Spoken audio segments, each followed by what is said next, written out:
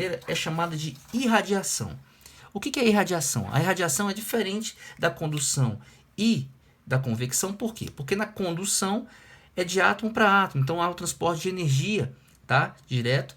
Na convecção há o transporte também de matéria, porque partículas, né, ou fluidos, partes do fluido vão caminhar também pela sua estrutura, como a gente acabou de mostrar. E na irradiação, você não precisa de meio para se propagar, não precisa que o meio seja sólido ou seja um meio líquido, tá? Por que não precisa de um meio? Não que que ela não se propague nesses meios, tá? Mas ela não precisa, porque o que ela vai acontecer vai se dar por meio de ondas eletromagnéticas. Como é que funcionam essas ondas eletromagnéticas? Um campo magnético cria um campo elétrico, que cria um campo magnético, que cria um campo elétrico. Então a onda ela se autogera, autocria. E aí essa onda que viaja em velocidades altíssimas, na verdade na velocidade da luz, né? 3 vezes 10 a 8 metros por segundo.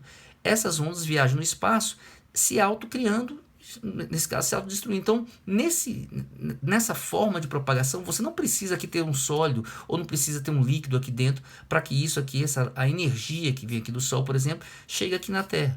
Tá? Você não precisa, ela vem sozinha, tá? Por conta dessa autocriação dessas ondas, dessas interfaces de campo magnético com campo eletromagnético, né? No campo magnético e elétrico, um gerando o outro, tá certo? Muito rapidamente. E nessa brincadeira ele vem trazendo aqui energia, calor, tá certo? Que ao chegar aqui na Terra, os corpos todos recebem essa energia e podem se aquecer com ela, tá? Então, na verdade, a irradiação é o único processo que pode ocorrer mesmo na ausência de qualquer tipo de matéria. Ele pode ocorrer no vácuo.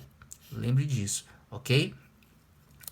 Ao chegar na Terra, essa radiação pode aquecer os objetos, né, as coisas que estão aqui, os corpos que estão aqui na Terra, da seguinte maneira. Se você pensar na faca, né, o primeiro exemplo que eu dei foi uma faca encostada no fogo, né, o processo da condução. Aqui nesse caso a gente pode pensar assim, a faca é feita de átomos. Os átomos estão aqui espalhados, eles também têm a sua agitação e tal. Quando a onda eletromagnética chega e atinge um desses átomos aqui, esse cara acaba recebendo essa energia que está vindo da onda. E ao receber essa energia, a agitação dele aumenta. Então, esse cara recebe, esse também, todos os átomos da faca acabam recebendo a mesma quantidade de energia no mesmo tempo. Então, a faca se aquece por igual, tá? Recebendo energia proveniente da irradiação da fonte. Tá? Poderia ser o Sol aqui nesse exemplo, mas pode ser também uma faca, um fogo, né? Uma chama. E até equipamentos que produzem essas ondas eletromagnéticas, como as micro-ondas, que a gente usa, por exemplo, para ativar determinadas moléculas, né, e fazê-las vibrarem na mesma frequência do aparelho, ok? A gente também tem uma outra coisa que a gente poderia falar aqui, é a parte dentro da propagação de calor ainda, né, dentro da parte de condução, por exemplo, que é o chamado fluxo de calor. Tá? Isso também está no nosso livro, embora a gente não vá cobrar muito isso em prova de vocês agora, mas existem vários concursos que cobram, no caso da AFA, da SPSEC, né? Que na verdade mostra como é que se dá a rapidez com que o calor consegue fluir dentro de um corpo. Vamos pensar que esse tijolo aqui fosse maciço, né? Então a ideia era saber o seguinte, se calor chegar por aqui, em que velocidade ou com que taxa esse mesmo calor consegue sair pelo lado de cá, né? Ou seja, como é que você consegue transportar calor através dessa superfície que seria o nosso tijolo. Essa forma de transporte de calor é chamada de fluxo de calor. Tem essas siglas aqui do nosso Φ, tá certo? E é dada em quantas calorias atravessam aquela superfície a cada segundo, né? São calorias por segundo. É uma das unidades que a gente pode usar. Né? E do que depende isso? Se a gente for abrir essa expressão do fluxo, você vai ver que lá no livro, essa expressão é dada por uma formulazinha meio estranha a princípio, que é K, A, θ2 menos θ1 dividido por E. Vamos explicar o que é essa formulazinha, o que é essa expressão, o que cada termo dela significa. Tá? O fluxo é exatamente o que você quer saber. Quanto de calor está entrando por um lado da superfície e saindo do outro. Tá certo? Isso é o que a gente vai tentar calcular. Isso depende de quê, basicamente? Primeiro do K. Lembra que a gente comentou sobre o K? O K é a condutividade térmica do material. Cada material tem a sua condutividade. Metais tem um K grande. né? O isopor, borracha, tem um K pequeno. Quanto maior o K, maior vai ser esse fluxo, ou seja, mais calor vai ser conduzido por aquela superfície. Então, no caso do nosso exemplo aqui do tijolo, a gente teria o K do tijolo, o K do barro do tijolo aqui, né? Dependendo daquele material, do que ele é feito, se é de cerâmica, se é barro mesmo, você vai ter mais ou menos calor fluindo através da superfície ao longo do tempo, tá? O A que aparece na formulazinha é a área de superfície, né? Então, é essa áreazinha aqui, ó. Toda a área da superfície que está sendo usada para conduzir esse calor.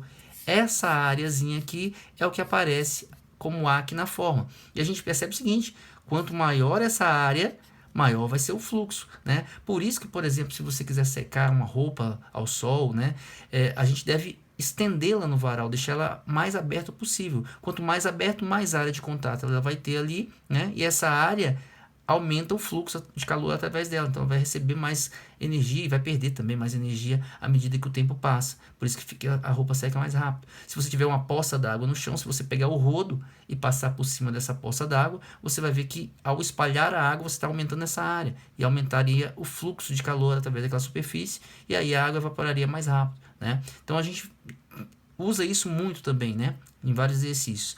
O θ2 e o θ1 que aparece aqui seriam as temperaturas da face quente e da face fria daquele material. Porque, na verdade, a face onde o calor está chegando, essa face aqui acaba sendo a face quente. É como se eu estivesse aqui e colocasse fogo, uma chama aqui, né? Então, essa aqui é a face quente da superfície. E o calor vai fluir sempre do quente para a parte mais fria. Então, ao fluir do quente para o frio, esse calor vai atravessar de um lado para outro. E é isso que a gente está querendo descobrir. Com que velocidade o calor consegue atravessar de um lado para outro nessa superfície. Essa quente é o que a gente chama de θ2. A temperatura que ela tiver é o θ2. É o primeiro que aparece aqui, tá? E o θ1 é a temperatura da parte que tiver mais fria, tá certo? Então, quando você for usar a formulazinha, lembrar o θ2 é a parte quente e o θ1 seria a parte fria disso. E o Ezinho que aparece aqui seria a espessura do seu material. Tá? Qual o tamanho, qual a distância que aquele calor vai ter que percorrer para chegar na outra face, tá certo? É o Ezinho. E você percebe que quanto maior o Ezinho aqui embaixo, menor vai ser o fluxo, né? Ou mais demorado vai ser você passar calor de um lado para outro. Portanto, materiais mais curtos, né, com a espessura menor, são aqueles que têm um fluxo maior, tá certo? É o mesmo caso aí do exemplo do rodo que eu falei para vocês. Quanto mais espalhado, quanto mais fina a película, né, daquilo que você está querendo passar o calor de um lado para o outro, melhor, mais rápido isso vai acontecer.